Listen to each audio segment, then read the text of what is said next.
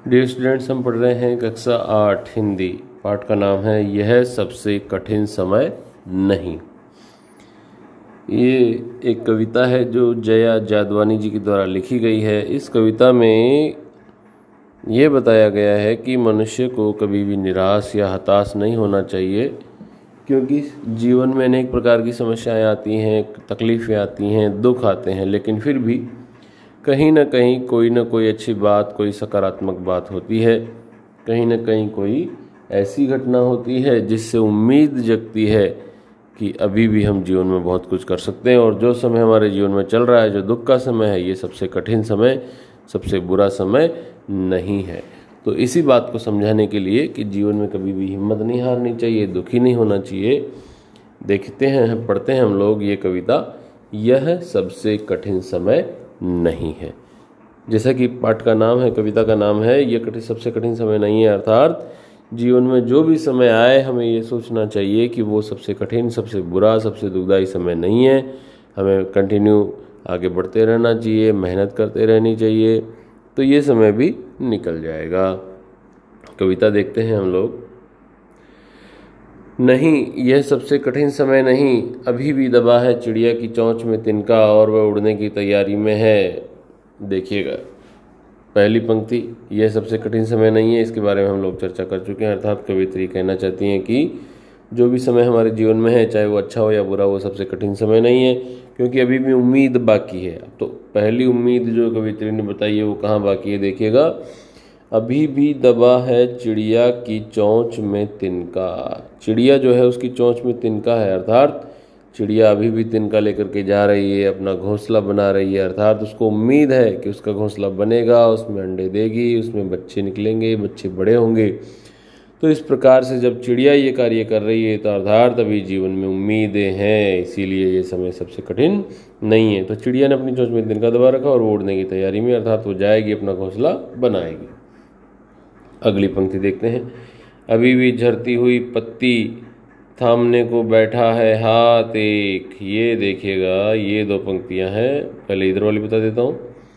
अभी भी झरती हुई पत्ती, ये झरती हुई पत्ती का मतलब है भाई जो पेड़ से गिर रही होगी वो पत्ती।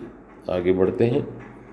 थामने को बैठा है हाथ एक, कोई हाथ उसको थामने के लिए, उसको पकड़ने के लिए बैठा हुआ है। कहने का तात्पर्य ये है कि यदि पेड़ से पत्ते गिर रहे होंगे तभी भी लोग पेड़ों के नीचे बैठते हैं, वहाँ खेल रहे होते हैं, बच्चे बातें कर रहे होते हैं, और वो पेड़ से जो पत्ता गिर रहा होता है तो लोग उसको पकड़ने इधर उधर दौड़ते हैं। कहने का तात्पर्य यह है कि अभी भी कई लोग ऐसे हैं जो समय में चीज़ों को जो है एंजॉय कर रहे होंगे, उनको देख करके खुश हो रहे होंगे, प्रसन्न हो रहे होंगे। पत्ते का गिरना अर्थात किसी के जीवन में दुख आना, संकट आना, आप इसको काल्पनिक रूप से इस प्रकार समझ सकते हैं। और उसको थामने के लिए हाथ होना, अर्थात सहारा देने के लिए, सपोर्ट देने के लिए, उसकी देखभाल करने के लिए किसी न किसी व्यक्ति का होना। तो कहने का तात्पर्य है कि यदि जीवन में बुरा समय आता भी है, तभी भी ऐसे बहुत लोग हैं जो हमारी मदद करने को तैयार हैं। अगली उम्मीद क्या है? अभी भी भीड़ है स्टेशन पर। ये यहाँ देखिएगा, अभी भी भीड़ है स्टेशन पर, अभी भी एक रेलगाड़ी जाती है गंतव्य तक, जहाँ कोई कर रहा होगा प्रतीक्षा। ये यहाँ तक देखिएगा। तभी भी उम्मीद किस लिए है? इस समय को सबसे कठिन समय क्यों नहीं कहेंगे? कौन सी ऐसी चीज़ है जिससे हमें उम्मीद लगेगी, उम्मीद मिलेगी, उम्मीद जगेगी? वो ये है कि जो स्टेशन है उस पर अभी भी भीड़ लगी हुई है, अर्थात ढेरों लोग वहाँ पर हैं और वो कहीं पर जाना चाह रहे हैं, कहीं से आ रहे हैं, और अभी भी एक रेलगाड़ी जाती है गंतव्य तक। गंतव्य मतलब जहाँ पर हमें जाना है, जो हमारी मंजिल है वहाँ पर। तो रेलगाड़ी गंतव्य तक जा रही है, अर्थात लोग अभी भी जा रहे हैं और आ रहे हैं अपनी मंजिलों तक, यानी कि उनको उम्मीद है, उनको पता है कि हम वहाँ पहुँच जाएंगे, फिर ये करेंगे, हम यहाँ आएंगे, ये करेंगे। और इसके साथ ही साथ जहाँ कोई कर रहा होगा प्रतीक्षा, अर्थात कोई ना कोई हमारा इंतज़ार कर रहा है, हमारी प्रतीक्षा कर रहा है। जब ऐसा है कि स्टेशन पर भीड़ लगी है, रेलगाड़ियाँ चल रही हैं, लोग आ रहे हैं और जा रहे हैं, और हम भी कहीं जाएंगे, तो कोई हमारा इंतज़ार कर रहा होगा, हमारी प्रतीक्षा कर रहा होगा। इसका तात्पर्य यह है कि अभी भी ये सबसे बुरा या कठिन समय नहीं है, अभी जीवन में उम्मीद है, अभी भी हम बहुत कुछ कर सकते हैं। आगे देखते हैं। अभी भी कहता है कोई किसी को, जल्दी आ जाओ कि अब सूरज डूबने का वक्त हो गया। ये देखिएगा, अगली उम्मीद क्या है, अभी भी कहता है कोई किसी को कि जल्दी आ जाओ कि अब सूरज डूबने का वक्त हो गया है। अर्थात हम कहीं भी घर से बाहर गए हुए होते हैं काम पर, तो लोग हमारा इंतज़ार कर रहे होते हैं और हमसे कहते भी हैं कि आप जहाँ भी हो जल्दी आ जाओ, अब सूरज डूबने का वक्त हो गया है, शाम हो गई है, घर आने का वक्त हो गया। जब इस तरह से कोई हमें चाहता होगा, हमारा इंतज़ार कर रहा होगा, हमसे स्नेह रखता होगा, तो फिर हम कैसे मान लें कि ये सबसे कठिन समय है। अर्थात ये सबसे कठिन समय नहीं है। अभी भी हमारे साथ में हमारे घर वाले हैं, हमारे परिवार वाले हैं जो चाहते हैं कि हम लोग जल्दी से घर आ जाएं क्योंकि शाम होने वाली है। आगे देखिएगा, अभी भी कहा जाता है, उस कथा का आखिरी हिस्सा यहाँ से देखिएगा, अभी भी कहा जाता है उस कथा का आखिरी हिस्सा जो बूढ़ी नानी सुना रही सदियों से दुनिया के तमाम बच्चों को। अर्थात अभी भी बच्चों को नानी कहानी सुनाती है, और प्यारे बच्चों, नानी और दादी जो कहानियाँ सुनाती हैं बचपन में, वो ज़िंदगी भर याद रहती हैं और उनसे जो सीख मिलती है, हमारा जीवन समय समय पर उन्हीं के अनुसार आगे बढ़ता है। वो कहानियाँ हमारा मार्गदर्शन करती है, हमारा पथ प्रदर्शन करती है, हमें रास्ता दिखाती हैं कि हमें क्या करना चाहिए। तो ऐसी बूढ़ी दादी और नानी की जो कहाँ सुनाई हुई कहानियाँ हैं, जो तमाम बच्चों ने सुनी होगी, वो आज भी सुनी जाती है, आज भी कही जाती हैं, लोग उनको सुनाते हैं। तो इस प्रकार से यदि आज भी वही समय है तो फिर कठिन समय नहीं हो सकता। अर्थात उम्मीद अभी भी बाकी है।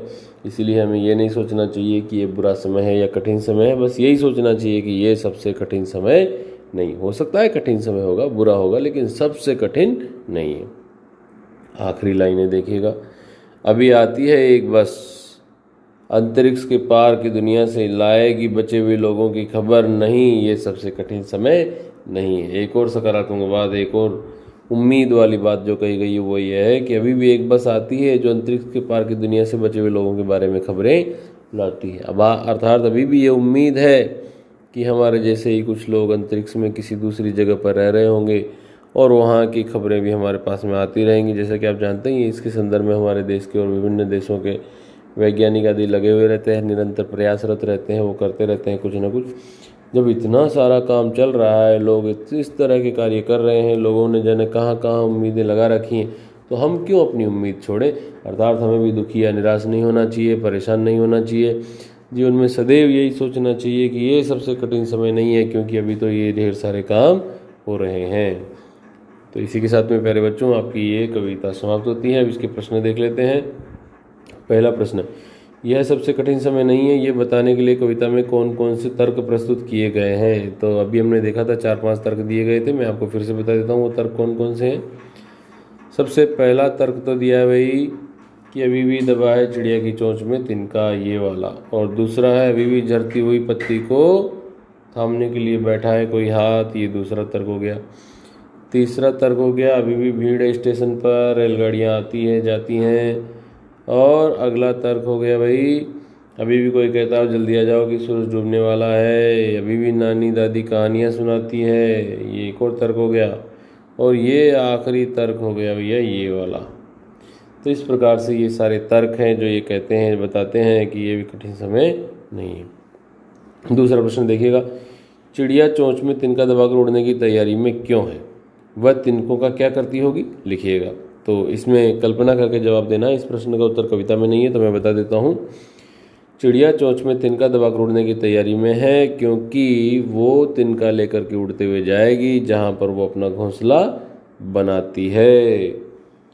वह तिनकों का क्या करती होगी, अरे भाई तिनकों से वो अपना घोंसला बनाती है, वो उस घोंसले में रहेगी, फिर बाद में उसमें उसके बच्चे रहेंगे। तीसरा प्रश्न देखिएगा, कविता में कई बार अभी भी का प्रयोग करने की बातें रखी गई है।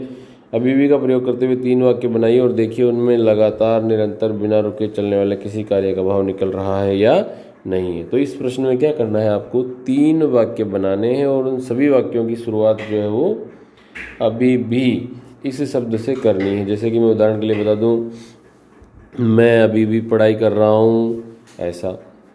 फिर मैं अभी भी खेल रहा हूँ, इस तरह का वाक्य बना सकते हैं। अभी भी बारिश हो रही है, इस तरह का वाक्य भी लिख सकते हैं। तो मैंने 3 वाक्य बता दिए, आप लिख पाएंगे आराम से। आगे देखते हैं, ये चौथा और आखिरी प्रश्न है। नहीं और अभी भी को एक साथ प्रयोग करके 3 वाक्य लिखिए और देखिए नहीं अभी भी के पीछे कौन कौन से भाव छिपे हो सकते हैं। तो इस प्रश्न का उत्तर आप देखिएगा। अभी ऊपर वाले प्रश्न में हमने वाक्य बनाया था मैं अभी भी पढ़ रहा हूँ, तो उसमें नहीं लगा देंगे तो वाक्य कैसे बन जाएगा, मैं अभी भी नहीं पढ़ रहा हूँ, इस तरह से। तो जब नहीं लगा देंगे तो उस वाक्य में नकारात्मकता का अर्थ आ जाएगा, अर्थात किसी भी काम के न होने का अर्थ आ जाएगा। अभी भी बारिश नहीं हो रही है, ऐसा वाक्य भी बना सकते हैं। तुम अभी भी उठे नहीं हो, ऐसा वाक्य भी हो सकता है।